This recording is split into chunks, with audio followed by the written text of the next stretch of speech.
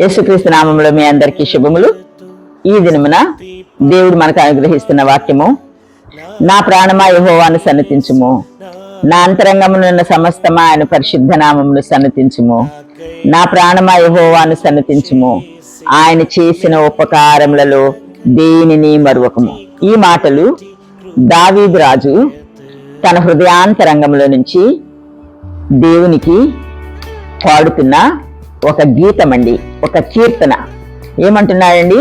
ఆయన చేసిన ఉపకారములలో దేనిని మరువకము.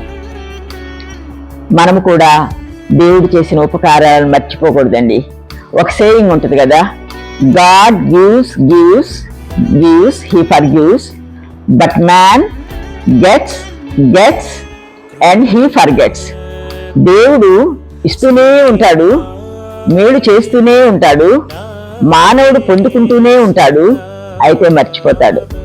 మనం అలా మర్చిపోకూడదు. మన జీవితాల్లో ఎక్కడో గొర్రెలు మేపుకుంటున్న దావీదు రాజును తీసుకుని వచ్చి దేవుడు సింహాసనాన్ని ఇచ్చాడండి. అందుకే దావీదు రాజు అంటున్నాడు కదా, అయ్యా నేను ఎంతటి వాడును, నన్ను ఎంతగా నువ్వు హెచ్చించటానికి కదా అండి.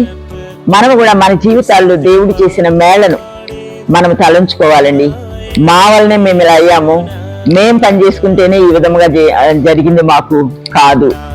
దేవుడు మనల్ని కాచి కాపాడుతున్నాడు. కాబట్టి ఈ దినాన మనందరం కూడా ఈ యొక్క స్థితిలో ఉన్నామండి.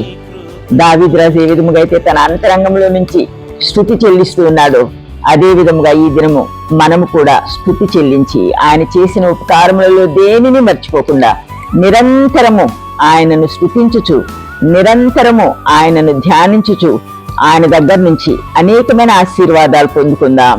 మరి దేవుడు తనను స్తుతించే వారిని బట్టి ఆయన సంతోషిస్తాడండి. కాబట్టి ఆ సంతోషాన్ని దేవునికి మన జీవితం ద్వారా మనమిద్దాం. అట్టి కృప దేవుడు మనకు అనుగ్రహించునుగాక. ఆమేన్.